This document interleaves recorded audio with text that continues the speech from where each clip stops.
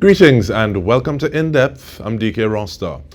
We are here literally because of Patsy's split channel. We actually got a response from the prop stylist Michael Sturgeon as to how that bottle emerged on the set of the Esquire shoot with Pedro Pascal, and he was saying that there was no one from Trinidad and Tobago on the set, but he has spent a great deal of time at Gaspery Caves, down the islands. He has grown to love the snack. He had a bottle on hand, so he said, why not? He was sharing the love.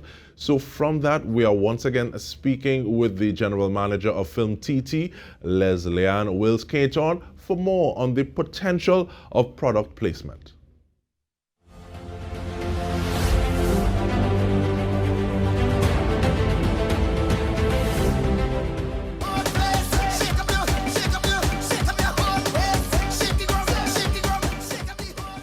And that is an easy one to see in the sense that we have Marshall saying, okay, well, it's my video, I share it to Destro, but it's also my chocolate, so we're putting that in there.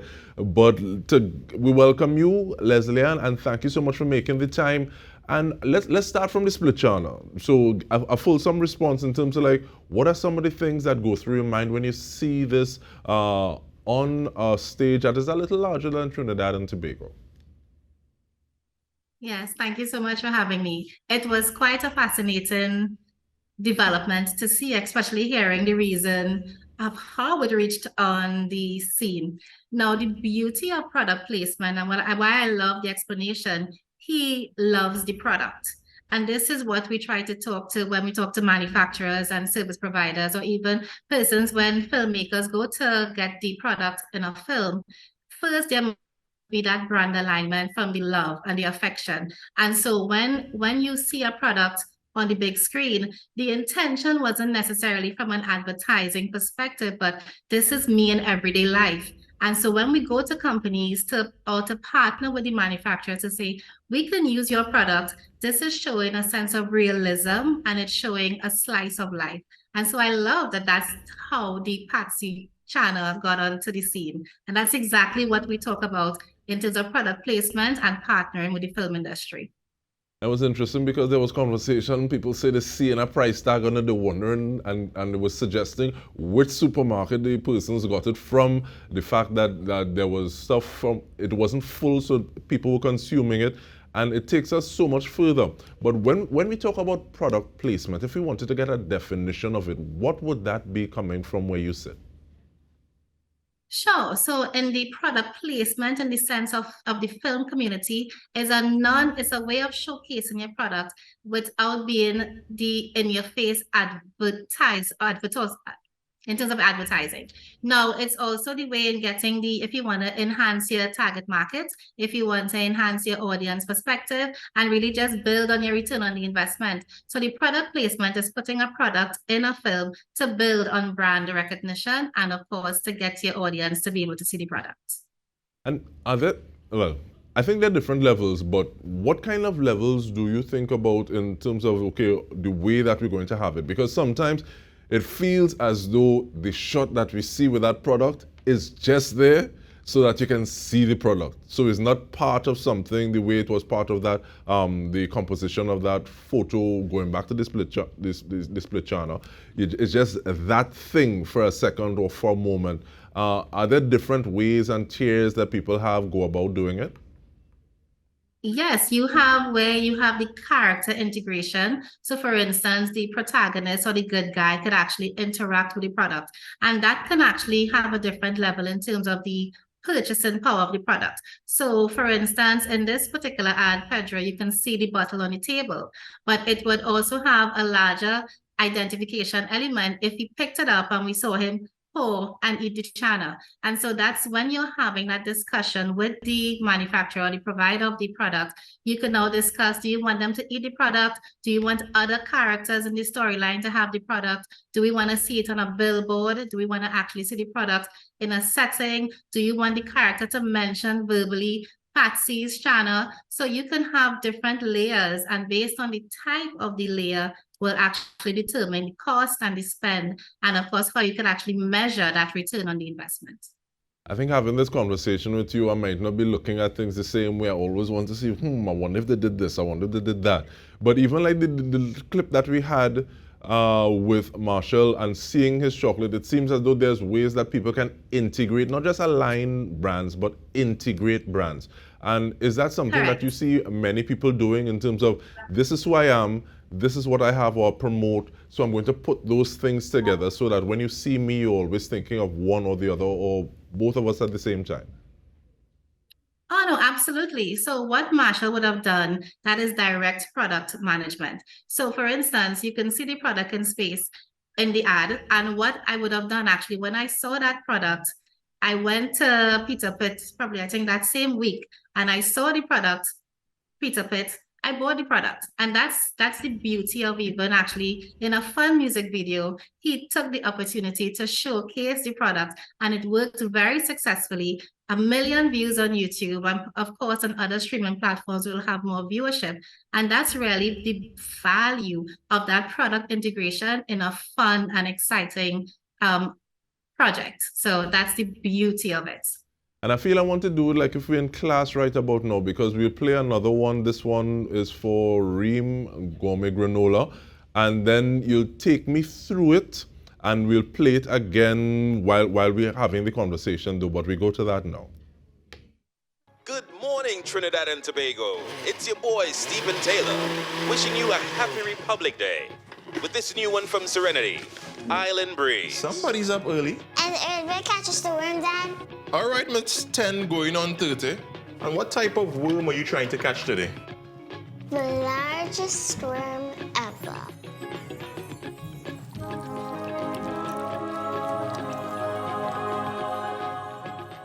You're not hungry, Jackie? Okay.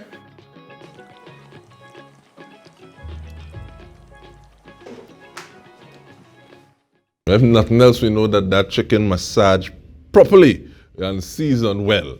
But in terms of looking at the product, and I will also make the caveat that Ream Gourmet Granola has undergone a revamp of their packaging, so I think it would pop even more if it was in the current packaging, as it were. But tell me a little bit about this treatment, please. Thank you. Sure, perfect. So what you're looking at is Jackspot, which was a short film done in collaboration with the filmmakers Stephen M. Taylor and of course Aaron Carruth, who was the writer as well, and with Film TT in terms of our capacity development program. And the filmmaker, who is also the owner of the Ream Granola, wanted to showcase the value of the branding. So they were able to put the product within the storyline. But there's a relevance. It's granola, it's early morning, the child just woke up, you can see the milk there. And so there is that proper brand alignment of seeing the granola, it's early morning, it's family friendly, she's excited, you can see the father cooking, and there's that really nice family engaging environment that makes it real, that makes it everyday. And so you can wake up in the morning and you can have Ream. And what I want to also point out, the beauty of this setting is we could also advertise for seasoning. We can have a chicken company advertise there. The clock in the background could be a brand. The clothing that the guy is wearing could be product placement.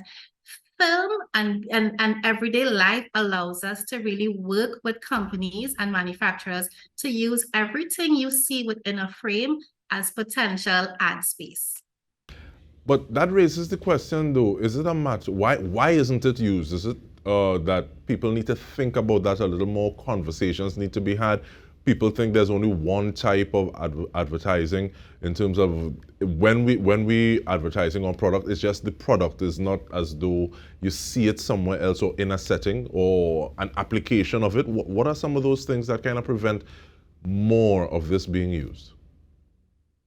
No, that's an excellent question. So for me, it feels like film feels too everyday. And so when you see familiar products, it's not the realization that that's a particular product that was placed there for the audience to interact with. So even with that Marshall video, every single image in that space, that's ad space. Now, the reason why I personally think that the providers and the manufacturers aren't seeing the value to that extent is it's too familiar, it's too real, versus when filmmakers are going to these companies to say, can we partner with your bottled water company or, the furniture? It is because the filmmakers need that in the film to be real. If we don't get the sign off on a particular product, we have to create our own product. That's wasted ad space. So if I'm not getting permission from a B mobile company or a service provider, I will have to make up my own telecommunications network, and that's really a missed opportunity. And so I feel like because it feels so everyday and so real, they don't realize that every time you look at a film, a commercial, a music video, a TV series, everything that the characters are interacting with, that is literally marketing for companies. And with that in mind, we take a short break. We come back talking about the potential of product placement. Stay with us. We return with more.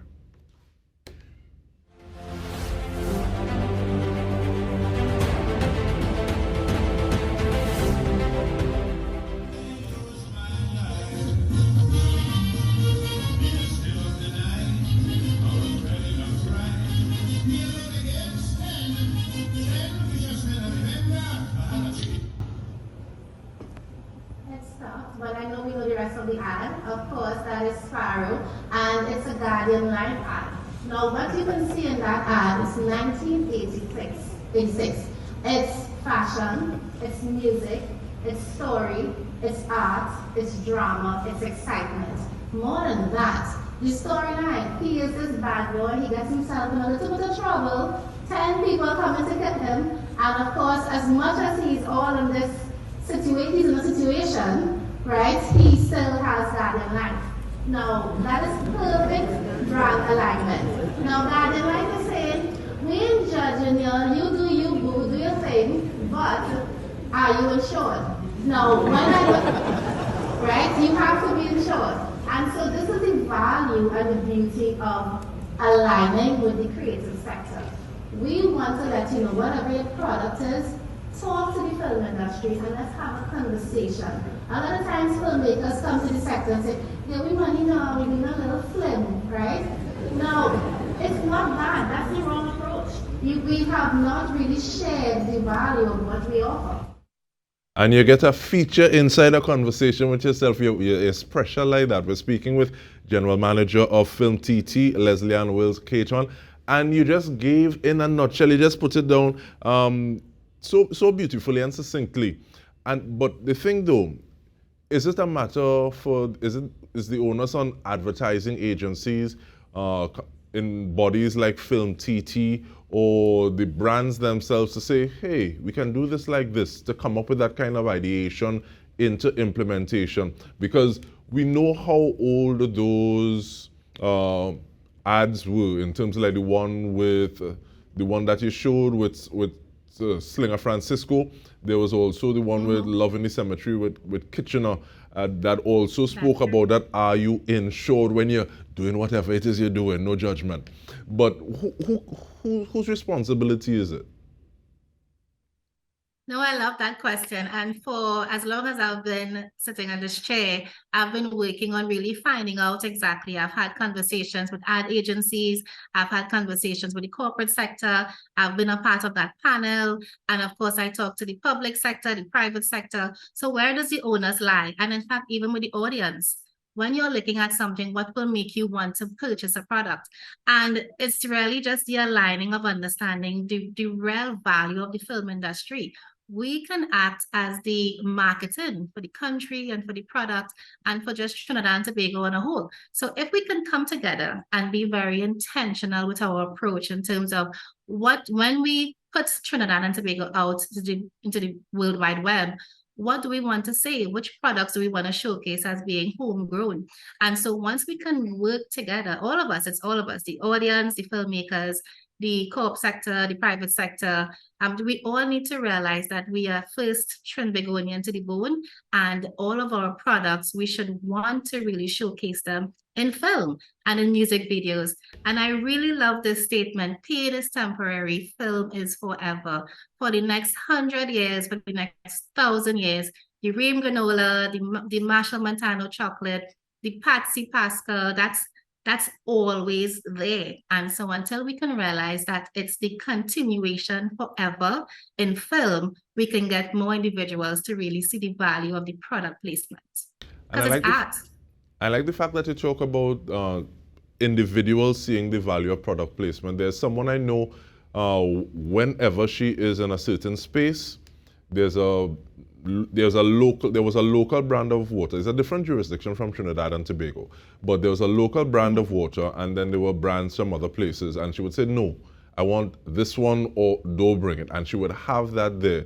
And it feels sometimes as though it starts from a place like that. This is even before you say, okay, well, if we have that brand of water on a set, then we can charge this amount of ad revenue.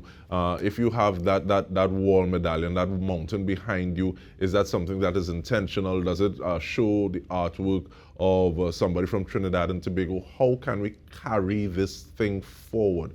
But can people reach out to Film TT to build the capacity in those sorts of areas? Sometimes just is a matter of just expanding consciousness sometimes. Exactly. No, that's an excellent point. So I've been on a campaign to really spread awareness. And so any opportunity I can get, I will showcase, and I will go and do talks in terms of showing the value of product placement. And of course, also talking to the filmmakers as well. How do you best approach a company with a pitch deck and talk about the value of the realism, of the significance of the story, of the aligning the product with the lead character. And of course, we love fun and we love to laugh. And so how best would you then associate the product so that every time the person is looking at the film, you remember the product, you feel good about it. And it's a beautiful link that can happen, and it's a cycle in getting the audience to say, every time I look at this film and I feel good and I see this product, and then you feel like you go to the stores, you want to get this product. So we have to be consistent, and we have to be very intentional. And like you mentioned with your friend with the bottled water, even if you go to an event, this is why you have the product placement at events too, because now you're taking photos with the product. Now imagine if you can look at a TV series and the same bottled water is there. Now the audience will start to feel like this is the water of choice, because now every time I look at content and everywhere I go, I feel like now this water is part of that particular world, and now they want to try it because that's what they're constantly seeing. So it's a repetition as well on all platforms. And the beauty of the product placement in film, you also have to come up with offline cross-promotional activities and events so that, yes, I can see it on TV, but when I drive down the road, there's a billboard, there's a jingle on the radio, there is, products, people talking about it in the space, there are giveaways. So how do you then tie in to create a beautiful marketing campaign with the intention of the strategic brand alignment? And with that, we want to say thank you so much. And because you saying that, and I still want to quote Mr. Stephen M. Taylor talking about shake it up in terms of his product. But thank you very much. We didn't have the opportunity to speak to something that you mentioned in terms of people approaching corporate saying, okay, well, as opposed to just saying there's a film, these are some of the spaces that your brand can align and can fit into it the way I see it as well in terms of that pitch deck. But we want to thank you very much, General Manager of Film TT, Leslie Ann Wills-Caton. And on behalf of the entire TTT News team, I'm Dike Rostant. This has been In Depth with me. Thank you so much for joining us.